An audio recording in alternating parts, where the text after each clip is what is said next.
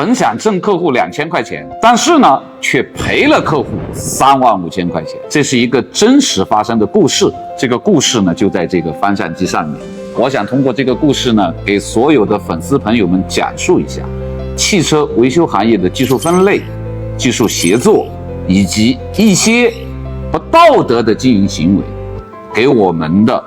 车主、消费者和维修企业带来了哪些困扰。最后呢，我们再来讨论一下这些不道德的经营行为究竟应该怎么样去应对它。这是一个奥迪 A6 的纯电动助力的翻善机，故障率非常高，价格呢也非常昂贵，32666。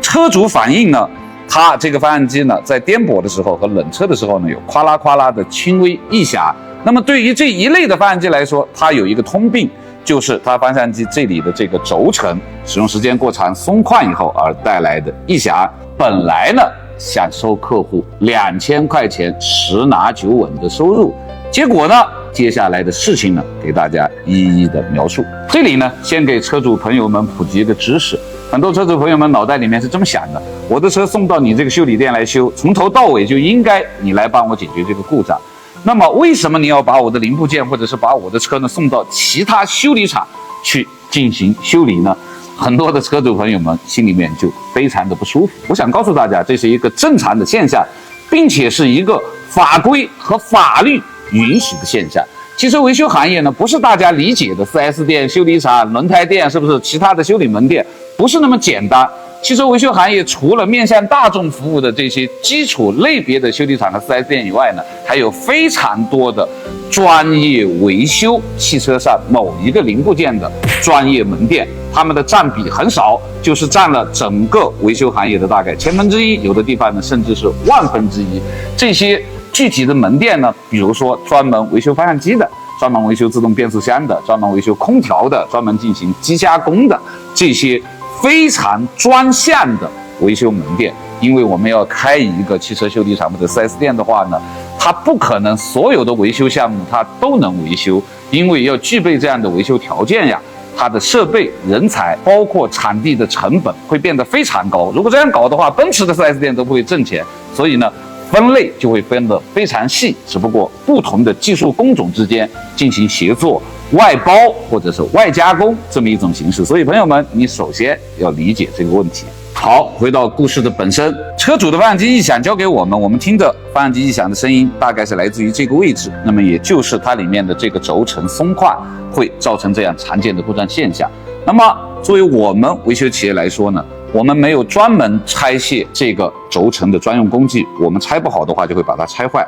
再一个呢，我们没有专业的针对这个车型的相对的电控调整系统来对它进行维修后的校准呢进行测试，所以呢只能进行外协。那么当把这个翻案机送到专业的维修门店以后呢，告诉我们判断故障的方向是准确的，收了我们1-2千块钱的维修费呢，就把这个翻案机送回来了。结果我们一装车呢，故障依旧没有排除。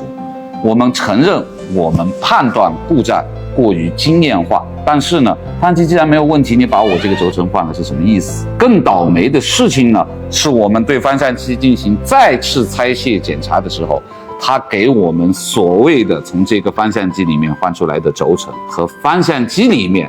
的轴承根本不是一个东西，这就是非常恶劣的道德问题。什么问题？他根本只是通过了检查，发现没有问题，收几百块钱的检测费对他不划算，所以他告诉我换了个轴承，他要挣这1000块钱。这种卑劣的行为引起了更严重的后果。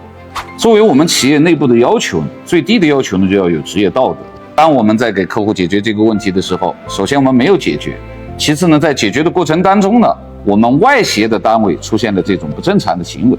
这是必须要告知客户的。但是告知客户以后呢，客户的心理呢有几方面的原因。第一呢，你告诉我大概是这么故障，进行去检测，那么你的判断并没有帮我解决问题。第二呢，在解决问题的这个过程当中啊，还受到了欺骗。第三呢，翻案机是一个非常重要的汽车安全零部件，一旦它出现了什么安全问题的话，涉及的是人的生命问题，几相一相加呢，客户的心理呢就很难去接受这样一个问题。换做你，我想也一样。客户有了疑虑和怀疑以后呢，要求能不能带他到给他维修发电机的门店去了解一下情况。作为收了钱的部门来说，肯定有这个义务啊，那就带着客户去，那么去了解真实的情况。那么这个维修门店呢，不但承认了翻扇机本身没有问题，而他们想挣一点钱，那么就用了一个非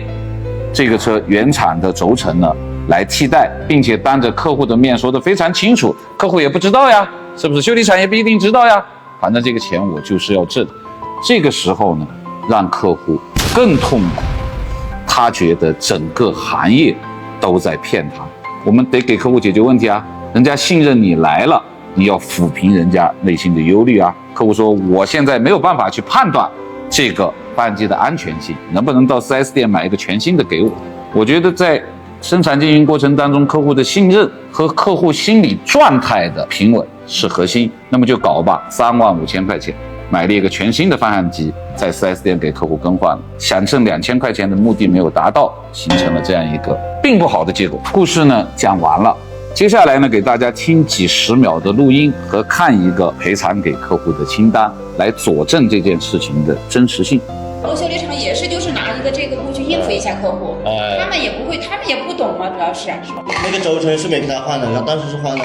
一套钢珠，这当时单侧面就夹着发出快掉了，拿不回来，烦死了。通过这件事情呢，我想让绝大部分的车主朋友们明白一个道理：汽车维修行业或者是某一个汽修门店，它不是万能的，它的技术和设备是有局限性的。在参与或者是接受这种服务的时候呢，技术上的外协或者是加工类的外协呢，这是正常的现象。所以呢，希望所有的车主朋友们呢理解。第二件事情呢，我们这个行业正是因为技术上面有比较强的专业性，所以车主朋友和我们这个行业打交道的时候呢，必然就会有因为技术而带来的信息不对等，而经常上当受骗，或者是花了一些不该花的钱。作为车主朋友们来说呢，很难去解决这样的技术造成的信息不对等。但是呢，我希望通过这件事情呢，让你呢大致明白这个行业存在这么一些问题。当然不是绝对所有的修理厂都有这个问题，绝大部分的 4S 店和修理厂是道德是健康的。第三呢，本来是2000块钱挣几百块钱的业务，最后呢赔了客户35000块钱的全新翻扇机。在这个问题上面呢，我们内部呢产生了非常大的争论和争议。而我的感觉呢，第一，故障的误判和我们有直接的关系；第二，因为外协单位的评价不到位，他所谓的道德问题呢，引起了客户更大的疑虑和怀疑；第三，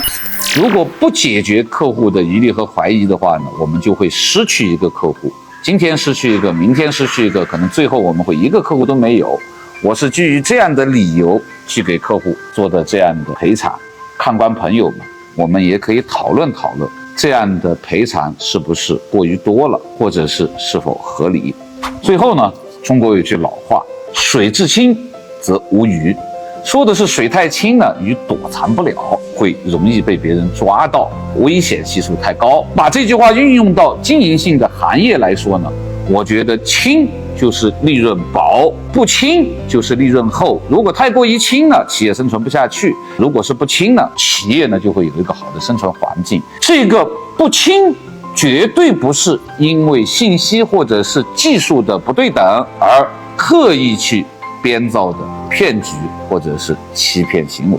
那么这家欺骗了我们门店的外协单位，大家支不支持通过行政手段或者是法律手段去让他受到惩罚呢？